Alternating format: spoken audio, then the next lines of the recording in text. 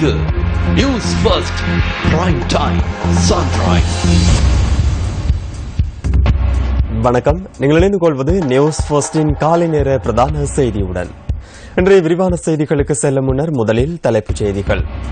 சிறைச்சாலைகள் நீதிமன்றத்தை மீள ஆரம்பிக்குமாறு சிறைச்சாலைகள் ஆணையாளர் நாயகத்திடம் கோரிக்கை. வெலிக்கடை சிறைச்சாலைக்கு அருகில் கர்ப்பிணி பெண் மீது துப்பாக்கி சூடு நடத்தப்பட்டமை தொடர்பில் ஒருவர் கைது. இலங்கையில் தடுத்து வைக்கப்பட்டுள்ள இந்திய மீனவர்களை விடுதலை செய்யுமாறு தமிழக முதல்வர் மீண்டும் கடிதம். தேசிய கிரிக்கெட் தேர்வுக்குழுவின் தலைவராக அரவிந்த் டி சில்வா நியமனம்.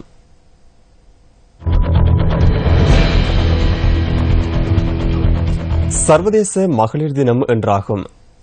பெண்ணுக்கு வளமான நாளை எனும் துணைப்பொருளின் கீழ் இம்முறை மகளிர் தினம் கொண்டாடப்படுகின்றது. பெண்ணுக்கு வழங்கப்படுகின்ற அங்கீகாரம் அந்த சமூகத்தின் முன்னேற்றம் குறித்து சிறந்த உதாரணம் என ஜனாதிபதி மைத்ரிபால சிறிசேன தெரிவித்துள்ளார். ஜனாதிபதி மகளிர் தினத்தை முன்னிட்டு வெளியிட்டுள்ள செய்தியில் இந்த விடயம் குறிப்பிடப்பட்டுள்ளது. பாதுகாப்பான தொழில்களை இலக்காக கொண்ட முன்னேற்றகரமான கல்வி மற்றும் தொழில்சார் தகமைகள் அவர்களுக்கு வழங்கி சமூக தலைமைத்துவத்திற்கு பெண்களை நியமிப்பதற்கான சட்ட ரீதியான மற்றும் சமூக ரீதியான தடைகளை தகர்த்தறிவதன் மூலமே மகளிரை பொருளாதார ரீதியிலும் வர்த்தக ரீதியிலும் பலப்படுத்த முடியும் என ஜனாதிபதி குறிப்பிட்டுள்ளார். இம்முறை மகளிர் தினத்தின் துணைப்பொருளின் மூலம் சமூகத்திற்கு வழங்கப்படும் செய்தியானது வளமான அபிவிருத்தியை நிதர்சனப்படுத்துவதற்காக மகளிரை பலப்படுத்த வேண்டும் என ஜனாதிபதி குறிப்பிட்டுள்ளார்.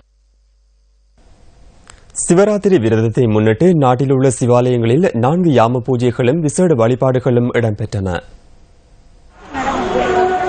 அறிந்து செய்த பாவங்களும் அறியாமல் பாவங்கள் செய்திருந்தாலும் அவை நீங்கிவிடும் என்ற ஐதீகத்தில் சிவராத்திரி விரதம் அனுஷ்டிக்கப்படுகின்றது. வரலாற்று சிறப்புமிக்க பொன்னம்பல வாணீஸ்வரர் ஆலயத்தில் நடைபெற்ற சிவராத்திரி பூஜைகளில் அதிகளவான பக்தர்கள் கலந்து கொண்டிருந்தனர்.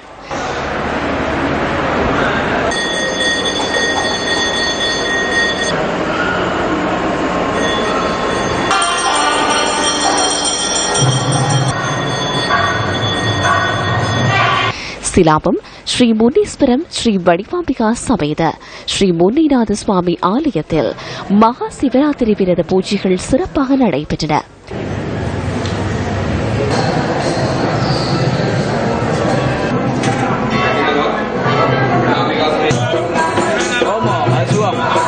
நேற்று மாலை ஆரம்பமான சாராஷை பூஜையை தொடர்ந்து ஏனைய பூஜைகள் நடைபெற்றன.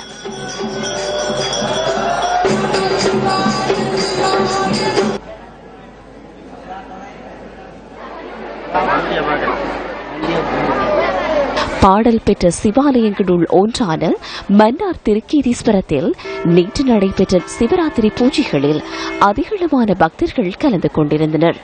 நாட்டின் பல்வேறு பகுதிகளில் இருந்தும் சென்ற இந்துக்கள் பக்தி பரவசத்துடன் பூஜை வழிபாடுகளில் கலந்து கொண்டிருந்தனர்.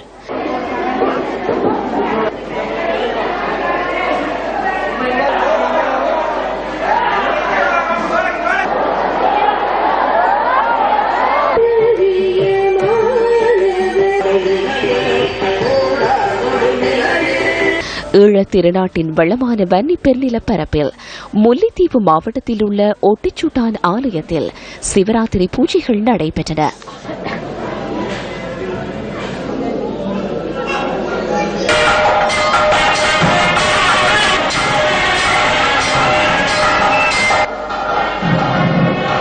கிழக்கிலங்கையில் எழுந்தருளியிருக்கும் திருகோணமலை திருக்கோணேஸ்வரர் ஆலயத்திலும் சிவராத்திரி பூஜைகள் நடைபெற்றன. தென் கைலாயம் என சிறப்பிக்கப்படும் திருக்கோணேஸ்வரத்தில் நடைபெற்ற பூஜைகளில் அதிகளவான இந்துக்கள் பக்தி பரவசத்துடன் கலந்து கொண்டிருந்தனர். சிவராத்திரி விரதத்தால் நமது புலன்களை வென்று மனதை அடக்கி நீண்ட ஆயுள் உடல் ஆரோக்கியம் பெறலாம் என்பது இந்துக்களின் நம்பிக்கை. சிறைச்சாலைகள் நீதிமன்ற செயற்பாடுகளை மீள ஆரம்பிக்குமாறு சிறைச்சாலைகள் ஆணையாளர் நீதியமைச்சரிடம் வேண்டுகோள் விடுத்துள்ளார். பாதாள நடவடிக்கையுடன் சம்பந்தப்பட்ட முக்கிய சந்தேக நபர்களுடன் தொடர்புடைய வழக்குகளை இந்த செயற்பாட்டின் மூலம் விசாரணை செய்ய முடியும் என சிறைச்சாலைகள் ஊடக பேச்சாளர் துஷார் உப்புல்தனிய குறிப்பிட்டார். டெமட்டகுட சமிந்த கடந்த வாரம் சிறைச்சாலைகள் பேருந்தில் கொண்டு செல்லப்பட்ட சந்தர்ப்பத்தில் அவர் மீது துப்பாக்கி பிரயோகம் மேற்கொள்ளப்பட்டமை உள்ளிட்ட பல்வேறு பாதாள நடவடிக்கைகள் காரணமாக இந்த வேண்டுகோள் விடுக்கப்பட்டுள்ளதாக சிறைச்சாலைகள் ஊடக பேச்சாளர் துஷார் உபல்தனிய குறிப்பிட்டார். வெலிக்கடை சிறைச்சாலையை அண்மித்த பகுதியில் காணப்படும் சிறைச்சாலைகள் நீதிமன்றம் கடந்த 2 வருடங்களாக செயற்பாடுகள் இன்றி காணப்படுகின்றது.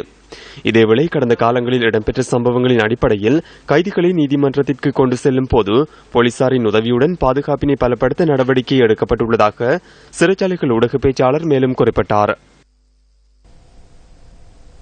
இலங்கையில் கைது செய்யப்பட்டுள்ள இந்திய மீனவர்களை விரைவில் விடுதலை செய்வதற்கு நடவடிக்கை எடுக்குமாறு தமிழக முதல்வர் ஜெயலலிதா ஜெயராம் இந்திய பிரதமர் நரேந்திர மோடிக்கு கடிதம் அனுப்பியுள்ளார். இந்திய மீனவர்கள் 29 பேர் இலங்கை கடற்படையினரால் நேற்று முன்தினம் கைது செய்யப்பட்டமை கவனத்திற்கொண்டு தமிழக முதல்வர் இந்த கடிதத்தை எழுதியுள்ளதாக இந்திய ஊடகங்கள் குறிப்பிடுகின்றன.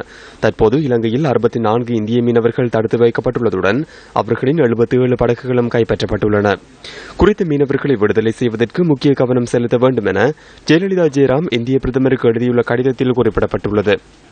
இதேவேளை இந்திய மீனவர்களை விடுதலை செய்வதற்கு இதுவரையில் எந்தவித தீர்மானமும் எடுக்கப்படவில்லை என கடற்றொழில் அமைச்சர் மஹிந்த அமரவீர நியூஸ் ஃபர்ஸ்டுக்கு தெரிவித்தார்.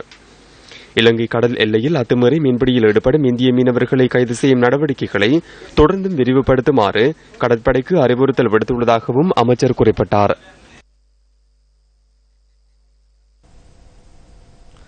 பொதுமக்களின் பிரச்சினைகளுக்கு நிரந்தர தீர்வு வழங்குவதை நோக்கமாக கொண்டு ஆரம்பிக்கப்பட்ட நியூஸ் போஸ்டின் மக்கள் சேவையான மக்கள் சக்தி இல்லங்கள் தோறும் திட்டம் 14வது நாளாக இன்று முன்னெடுக்கப்பட உள்ளது. இது தொடர்பான தகவல்களுடன் வவுனியாவிலிருந்து இணைந்து கொள்கின்றார் நியூஸ் போஸ்டின் அலுவலக செய்தியாளர் ஜெஃப்ரி ஜபதர்ஷன். நேயர்கள் அனைவருக்கும் அன்பான காலை வணக்கங்கள். மக்கள் சக்தி இல்லங்கள் தோறும் திட்டத்தின் வவுனியா மாவட்டத்துக்கான 2வது நாள் நிகழ்வுகள் இன்றைய தினம் நாங்கள் ஆரம்பிக்க இருக்கிறோம். காலை 8:30 மணி அளவில் ஆலங்குளம் பகுதியில் தான் இந்த ஆரம்ப நிகழ்வு இடம்பெற இருக்கிறது. அதனைத் தொடர்ந்து 2 குழுக்களாக பிரிந்து நகரத்தை தாண்டி பல்வேறு கிராமங்களுக்கு வீடு வீடாக சென்று நாங்கள் மக்களுடைய பிரச்சனைகளை நேரடியாக கேட்டறிந்து கொண்டு அதற்கான தீர்வினை பெற்றுக் கொடுப்பதற்கான முயற்சியில் இறங்க இருக்கிறோம். அந்த வகையிலே பகுதி வாழ் மக்கள் அனைவரையும் தயாராக இருக்குமாறு அன்போடு கேட்டுக்கொள்கின்றோம். கடந்த நாட்களில் நாங்கள் பல்வேறு இடங்களுக்கு சென்று பல்வேறு பிரச்சனைகளை நாங்கள் முன்வைக்கக்கூடியதாக இருந்தது. எனவே முழு முயற்சியோடு நாங்கள் என்றும் பல்வேறு கிராமங்களுக்கு வீதிகளில் சென்று நாங்கள் மக்களுடைய பிரச்சனைகளை ஆராயலாம். அங்கு வீதி பிரச்சனை, போக்குவரத்து பிரச்சனை, வீட்டு பிரச்சனை, உரிய முறையில் குடியேற்றம் செய்யப்படாமல், இதே போன்று சுத்தமான குடிநீரின்றி அலலுறும் மக்கள், இவ்வாறு பல்வேறு பிரச்சனைகளை எங்களால் இனம் காணக்கூடியதாக இருந்தது. ஒரு பொறுப்பான ஊடகம் என்ற வகையிலே நாங்கள் இந்த சேவையினை நாட்டுக்காக முன்னெடுக்கிறோம். இன்றைய நாங்கள் வவுனியாவுக்கான 2வது நாள் நிகழ்வுகளையும் ஆரம்பிக்க இருக்கிறோம். எனவே இது தொடர்பான தகவல்களை நாங்கள் நியூஸ் பஸ்ட் ஊடாக உடனுக்குடன் அறிய தர காத்திருக்கிறோம். வவுனியாவிலிருந்து நியூஸ் பஸ்ட் செய்திகளுக்காக இது தொடர்பான மேலதிக தகவல்களை புலனர்வையிலிருந்து வழங்குகின்றார் எமது அலுவலக செய்தியாளர் ஜூடின் சிந்துஜன். வணக்கம். இல்லங்கள் தோறும் சென்று மக்களின் பிரச்சனைகள் தொடர்பில் ஆராய்ந்து வெளிக்கொண்டு அதற்கு நிரந்தர தீர்வை வெற்றி கொடுக்கும் முகமாக முன்னெடுக்கும் மக்கள் சக்தி இல்லங்கள் தோறும் திட்டம் இன்றைய தினம் புலனறுவை மாவட்டத்தில் 5வது நாளாக முன்னெடுக்கப்படுகிறது. இன்றைய தினம் மின்னேரியா பிரதேசத்தையும் அதை அண்டியுள்ள பிரதேசத்திற்கும் விஜயம் செய்வதற்கு நியூஸ் தயாராக உள்ளனர். இந்த பிரதேசங்கள் தொடர்பில் ஆராய்ந்து அங்குள்ள பிரச்சனைகளை வெளிக்கொண்டு அதற்காக மக்களுக்கு நிரந்தர தீர்வினை பெற்றுக் கொடுப்பதற்கு நியூஸ் குழாம் தயாராக இருக்கின்றது. இது தொடர்பிலான உடனடி தகவல்களை வழங்குவதற்கு நியூஸ் தயாராக இருக்கின்றது. தொடர்ந்து மனிதர்கள் நியூஸ் செய்திகளுக்காக மின்னேரியா பகுதியிலிருந்து ஜூடின் சிந்துஜன்.